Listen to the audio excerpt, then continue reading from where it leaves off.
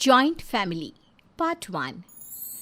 दो बड़े बेटे, दोनों की बहुएं, बच्चे और सास ससुर। तो ऐसी ये कोई जॉइंट फैमिली तो नहीं, लेकिन आज के समय में तो अब यही जॉइंट है।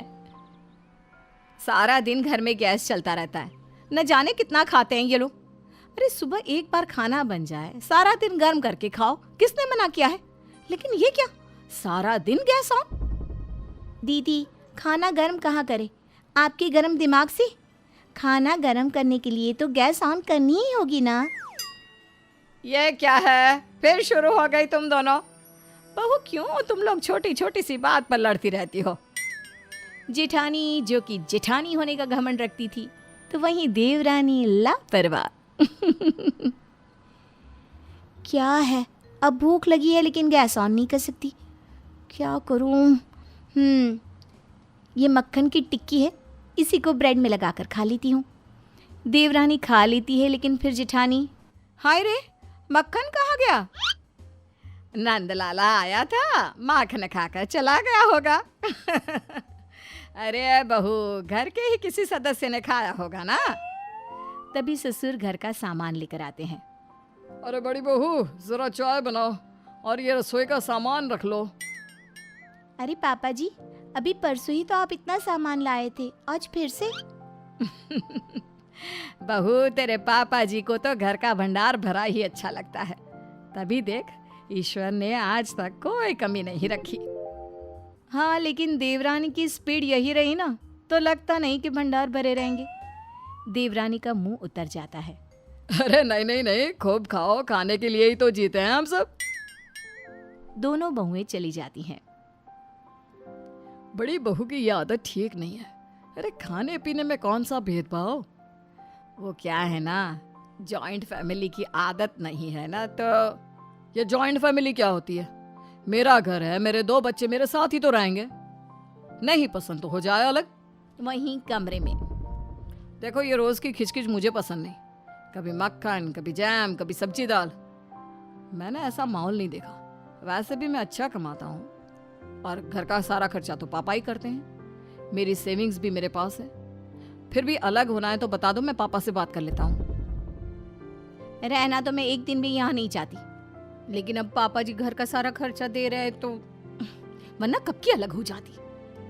सास बाहर से बहू बेटी की बात सुन लेती है। वो आगे बढ़ती है तो छोटी बहू के कमरे से, क्या है जी, आज जरा सा मक्खन ब्रेड खा लिया तो भाभी चिल्लाने लगी। बोल रही थी बाप के घर का माल है क्या जो खाई जा रही है। सास हैरान कि माना लड़ाई हुई, लेकिन ये बात तो थी नहीं। फिर सास कान लगाती है तो, अरे घर है, कौन सा उनकी जेब से पैसे लग रहे हैं जो खाने पीने की चीज में लड़ रही हैं। देखो, भाभी को समझाने की कोशिश करो। वो ऐसे परिवार से आई है जहाँ पैसों की कमी होती थी। नहीं, अब बात हो गया, वो बड़ी है तो मैं चुप रहती थी, लेकिन अब बिल्कुल चुप नहीं रहूंगी। पति भी कुछ नहीं कहता, वो भी सोच लेता है कि जो हो रहा है वो होने दो। देख लो, बस ये समझ जाओ कि मैं माँ के बिना नहीं रह सकता। सास को अब सबकी नस पता चल चुकी थी। वो कोशिश करती है कि सब संभला रहे, लेकिन बहन जी, वो क्या है ना, हमारे घर में उद्यापन है पूजा का, तो जरा आप लोग आ जाना शाम को। अरे हाँ, क्यों नहीं, आप बुलाएं और हम ना आए, जरूर आएंगे जी। और दोनों बहुओं को भी ले आना। वो क्या है ना, खाना वही है। मैं भाई साहब और बेटों का खाना पैक कर दूंगी, तो रात का खाना हमारे घर, ठीक है? पड़ोसन खाने का न्योता देकर गई नहीं कि बड़ी बहू जोर जोर से चिल्लाने लगती है। ये नहीं चलेगा माँ जी, कल सुबह का खाना मैं नहीं बनाने वाली। क्यों नहीं बनाएंगी? और हाँ दीदी, अब मैं भी नहीं झुकूंगी, खाना तो आप ही को बनाना होगा, समझी? अच्छा ठीक है, बना दूंगी, लेकिन अभी आज रात का खाना तुम बनाओ। फिर क्यों मैं बनाऊं? जब पड़ोसन के घर खाना है तो मैं खाना क्यों बनाऊं? सास भी हैरान कि आखिर बड़ी बहू को हो क्या गया है। लेकिन बहू, अभी तेरे सामने तो रात के खाने का न्योता आया है, फिर वो क्यों खाना बनाए? क्योंकि माँ जी, रात के खाने की ड्यूटी इसकी होती है। अब इससे तो कोई काम करना होगा नहीं, तो फिर कल सुबह का बनाए ना। ठीक है, तो कल रात का आप बनाएंगी। क्यों, मुझे काले कुत्ते ने काटा है जो मैं बनाऊं? नहीं नहीं, काटा तो मुझे है ना, जो मैं सुबह शाम का दोनों टाइम का खाना बनाऊं। देखिए दीदी, छोटी हूँ लेकिन नौकरानी नहीं हूँ, मैं नहीं कर सकती इतना सारा काम। सास को बड़ी बहू की बात ठीक नहीं लगती। ठीक है, सुबह का खाना मैं बना दूंगी। सुबह उठकर सास खाना बनाती है। दोनों बहुएं सोकर उठती है कि हाय रे, घर में कितनी प्यारी खुशबू है, क्या महक रहा है। सरसों का तड़का बहू, तेरी सास ने आज सुबह उठकर सारा खाना बनाया है। वो क्या है ना, तुझे ये नहीं लगना चाहिए कि घर में तुझे नौकरानी की तरह रखा जा रहा है। बहू को ससुर की मुंह से ये बात सुनकर थोड़ी शर्मिंदगी तो होती है, लेकिन वो शांत रहती है। छोटी बड़ी को ताना देते हुए कहती है, दीदी शर्म आनी चाहिए आपको, माँ जी काम कर रही है। माँ जी आप मुझे उठा देती ना, चलिए हट जाइए, मैं रोटियां सेक लेती हूँ। अरे रहने दे, इतनी ही चिंता थी तो रात क्यों मना कर रही थी? इसलिए कि आप करें, इसलिए नहीं कि माँ जी करें। दीदी क्या प्रॉब्लम है आपको? अगर हम लोगों से प्रॉब्लम है तो कहीं और जाकर रह लीजिए ना। छोटी, ऐसे बात नहीं करते, मैं बात करती हूँ ना बड़ी बहू से। तुम रोटी बना लो। सास को छोटी की बात सही लगती है। वो जानती भी है कि बड़ी क्यों घर छोड़कर नहीं जाएगी, लेकिन क्या करे, कैसे बड़ी बहू को ठीक करे जिससे घर में शांति बनी रहे। फिर एक रोज, पापा जी आप झाड़ू क्यों लगा रहे हैं और माँ जी कहाँ हैं? बेटा मैं जरा वो बर्तन धो रही थी, आज काम वाली नहीं आएगी ना। अरे तो छोटी कहाँ है और किसी ने हमें क्यों नहीं बताया? बहू जॉइंट फैमिली है, सबके अपने अपने कमरे हैं, तो कौन कमरे से बाहर निकल कर देखे। अच्छा बहू, तेरे कमरे में भी तेरे ससुर जी झाड़ू लगा देंगे। हाँ ठीक है माँ जी। ससुर जी कमरा खुलाई है। सास बड़ी बहू की बात सुनकर हैरान रह जाती है। ससुर बड़ी बहू के कमरे में झाड़ू लेकर जा ही रहे होते हैं कि छोटी, अरे पापा जी आप भाभी के कमरे में झाड़ू लेकर क्यों जा रहे हैं? क्या आज भाभी की पिटाई होगी झाड़ू से? हाँ तो कोई बात नहीं। जी नहीं महारानी, तुम्हें तो पता ही नहीं कि आज काम वाली नहीं आई है, तो पापा जी ने सारे घर में झाड़ू किया है। मैंने तो सुबह का अपना काम कर लिया है। तू ही आराम से सोकर उठी है तो तू ही पोछा लगा ले अब।